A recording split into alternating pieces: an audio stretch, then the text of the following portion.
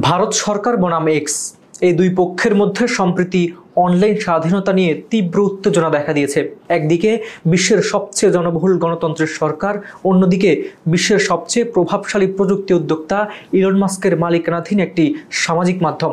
সম্প্রতি অনলাইন স্বাধীনতা নিয়ে এই দুই পক্ষের মধ্যে শুরু হয়েছে চরম উত্তেজনা। এটা কি মত প্রকাশের স্বাধীনতা বনাম জাতীয় নিরাপত্তার দ্বন্দ্ব, নাকি আরও গভীর কিছু? 2021 সালে ভারতের কৃষক আন্দোলনের সময় এক্সে ছড়িয়ে পড়ে হাজার হাজার প্রতিবাদমূলক পোস্ট। মোদীর সরকার এসব পোস্টের অনেকগুলোকে ভারতের বিরুদ্ধে ষড়যন্ত্র আখ্যা দিয়ে মুছে ফেলার নির্দেশ দেয়। এক্স কর্তৃপক্ষ কিছু পোস্ট মুছে ফেলে ঠিকই, কিন্তু সব পোস্ট মুছে ফেলার নির্দেশ মানেনি। ফলে শুরু হয় উত্তেজনা।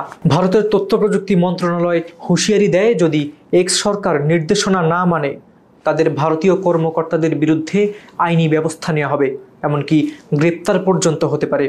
অন্যদিকে ইলন মাস্ক স্পষ্টভাবে বলেন, আমরা সরকারের আদেশ মানতে বাধ্য হই, কারণ আমাদের কর্মীদের বিপদ হতে পারে। তবে আমি ব্যক্তিগতভাবে এসব আদেশের সাথে একমত নই। এই দ্বন্দ্ব শুধু ভারত বনাম এক্সের মধ্যে সীমাবদ্ধ নয়, বিশ্বজুড়েই এখন সরকারগুলো সামাজিক যোগাযোগ মাধ্যমের উপর নিয়ন্ত্রণ বাড়াচ্ছে।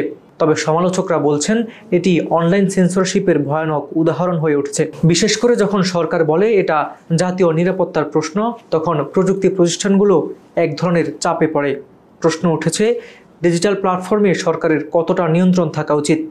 একদিকে আছে মত প্রকাশের স্বাধীনতা, গণতন্ত্রের মূল ভিত্তি, অন্যদিকে রয়েছে জাতীয় নিরাপত্তা ও সামাজিক শৃঙ্খলার প্রশ্ন।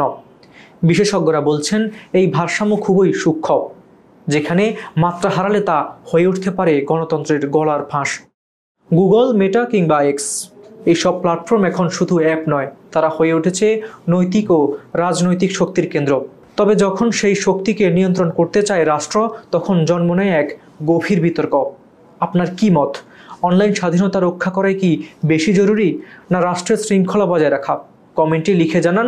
আর এমন তথ্যবহুল কন্টেন্ট পেতে সাবস্ক্রাইব করতে ভুলবেন না। মুকিতুর রহমান রিপোর্টে হাবিবুর রহমান নিশান, খবর সংযোগ।